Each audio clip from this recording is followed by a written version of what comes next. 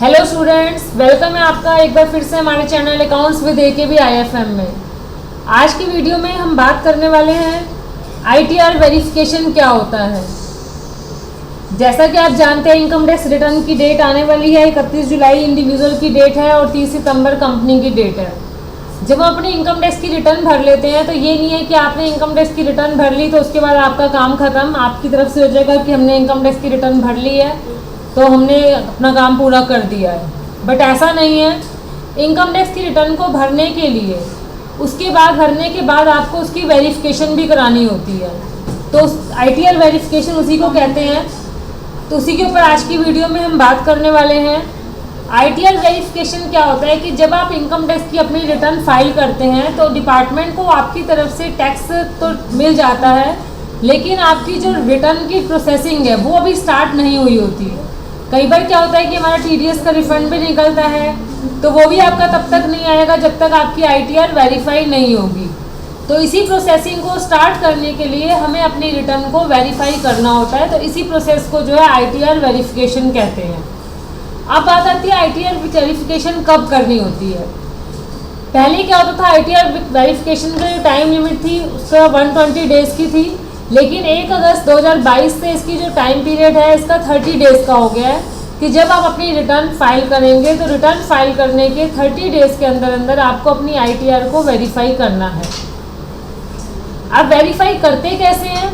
Verify करने के लिए इसमें 2-3 स्टेप होते हैं। फर्स्ट इसमें आता है कि अगर आप पोर्टल पे जाके बिना लॉगिन किए यानी अपनी ID पासवर्ड डाले बिना अगर अपनी रिटर्न को वेरीफाई करना चाहते हैं तो उसका स्टेप क्या होता है।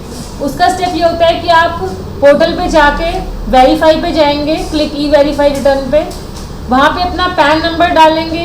पैन नंबर डालने के बाद असेसमेंट ईयर डाल के अपनी जो आपने ITR जब हम फाइल करते हैं तो हमें एक एक्नॉलेजमेंट नंबर मिलता है, उस नंबर को डालेंगे और नंबर डालने के बाद अपना मोबाइल नंबर, वो मोबाइल नंबर जो आपका आधार और पैन बेस्ड है, आधार में जो नंबर आपका अपडेट है वही नंबर आपने डालना है।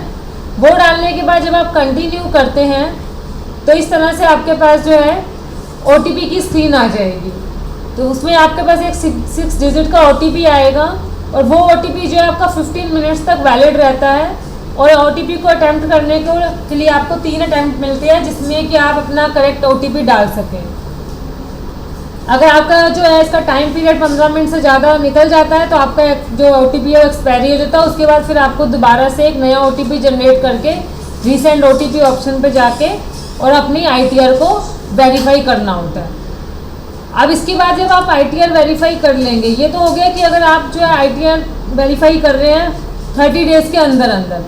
अगर आप 30 डेज़ के अंदर अंदर करते हैं तो आपको ये नेक्स्ट स्टेप पे लेके जाएगा। वहाँ पे आपका आ जाएगा कि आपकी जो प्रोसेसिंग है वो सक्सेसफुली हो गई है और आपकी जो ITR है वैलिडेट हो गई है।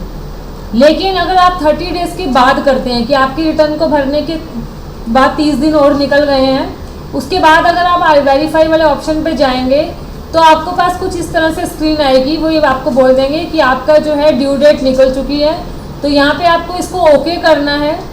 जब आप ओके करेंगे तो उसके बाद फिर आपका नेक्स्ट स्टेप आएगा कि वो आपसे पूछेंगे कंडीशन कि रीज़न बताइए कि आप लेट क्यों हुए हैं। तो उसमें लेट के जो है कि बाय डिफ़ॉल्ट ये रीज़न आ रहे होते हैं, जैसा कि आपने अगर बोल दिया कि हमने पोस्ट कर दी थी आपको नहीं मिली, या हम अवेयर नहीं थे ITR की वेरीफाई के लिए, या फिर हमारी प्रोसेसिंग नहीं हो पाई, या हमारा OTP गलत था, या हमारा नंबर रजिस्टर्ड नहीं था। तो जो भी ये रीज़न है आप उनमें से कोई भी एक रीज़न सेलेक्ट करके उसका रिमार्क्स दे देंगे और रिमार्क्स देने के बाद आप कंटिन्यू कर देंगे। उसके बाद फिर आपकी वेरीफाई होगी या नहीं होगी वो वहाँ से जो भी नोटिस आएगा फिर आपको उसका रिप्लाई देना होगा। इसके बाद सेकेंड स्टेप हमारा आता है कि अगर आप पोर्टल पे लॉगिन करने के बाद करते हैं, अगर आप लॉगिन करने के बाद करते हैं तो उसमें क्या होगा, आपको वेरीफाई के लिए सबसे पहले इनकम टैक्स के पोर्टल पे जाना होगा। पोर्टल पे जाने के बाद आप अपना ID पासवर्ड डाल के उसको लॉगिन कर लेंगे। इसके बाद नेक्स्ट स्टेप आपका आएगा कि E-वेरीफाई के अंदर में आपका आएगा कि आप E-वेरीफाई कैसे करना चाहते हो। देखिए इस तरह से आएगा। जैसे ही आप पोर्टल पे लॉगिन कर देंगे, E-फाइल पे जाके इनकम टैक्स रिटर्न में जाएंगे, वहाँ पे E-वेरीफाई रिटर्न आएगा। E-वेरीफाई रिटर्न के बाद आपके पास स्क्रीन आ जाएगी ये कि आपकी रिटर्न इस तरह से कि ओरिजिनल रिटर्न आपने करनी है। यहाँ से वेरीफाई पे क्लिक करेंगे। क्लिक करते ही आपके पास OTP आ जाएगा। इसमें भी जो भी आपका आधार बेस हो, तो यहाँ से आधार बेस OTP पे आप क्लिक करेंगे तो ये आपसे पूछेगा कि आप आधार बेस तो जो है आपका मोबाइल नंबर या आधार में रजिस्टर्ड है, आप इस पर क्लिक कर देंगे।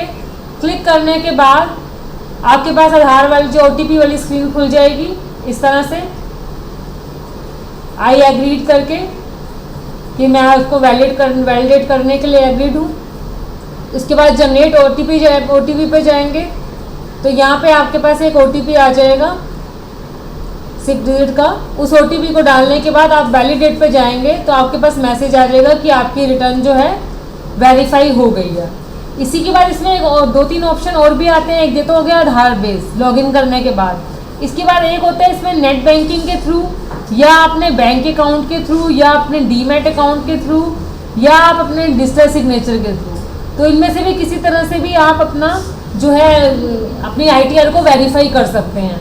नेट बैंकिंग से करेंगे तो आप नेट बैंकिंग पे जब क्लिक करेंगे तो आपका जो भी नेट बैंकिंग का ID पासवर्ड होगा आपको पहले वो डालना होगा। उसके बाद आप वैलिडेट पे जाएंगे, उसमें भी आपके पास OTP आएगा। उसको डालने के बाद आप रिटर्न को अपनी वैलिडेट करेंगे और तो आपकी ITR जो है वेरीफाई हो जाएगी। और जो ITR वेरीफाई करना ये बहुत ही ज़रूरी काम है, क्योंकि जब तक आप अपनी ITR वेरीफाई नहीं करेंगे उस ITR की प्रोसेसिंग नहीं हो पाएगी। इसका दूसरा तरीका भी है कि अगर आप चाहते हैं कि हम ऑनलाइन वेरीफाई नहीं करना चाहते तो दूसरा तरीका होता है कि आप अपनी ITR की जो एक्नॉलेजमेंट है उसको आप ITR की जो है ऑफिस है आपका बेंगलोर में, वहाँ पे आप स्पीड पोस्ट के थ्रू भेज सकते हैं। तो लेकिन ये जो है ऑनलाइन वाला ये बहुत ही इजी मेथड है और इसमें आपकी साथ साथ वैलिडेट हो जाती है। क्योंकि कई बार होता है स्पीड पोस्ट से अगर नहीं पहुँची या उनके पास अपडेट नहीं हुई और आपका टाइम पीरियड निकल गया तो आपको दिक्कत हो सकती है। तो इसी तरह से आपको पता चल गया होगा कि अपनी रिटर्न को कैसे वेरीफाई करना है। तो जैसे ही आप अपनी रिटर्न भरेंगे विदिन 30 डेज इसको आप वैलिडेट ज़रूर कीजिएगा। इसी तरह की और नॉलेज के लिए आप हमारे साथ जुड़े रहिए। वीडियो कैसी लगी कमेंट में ज़रूर बताइएगा, अच्छी लगी तो आगे शेयर भी करना। Thank you.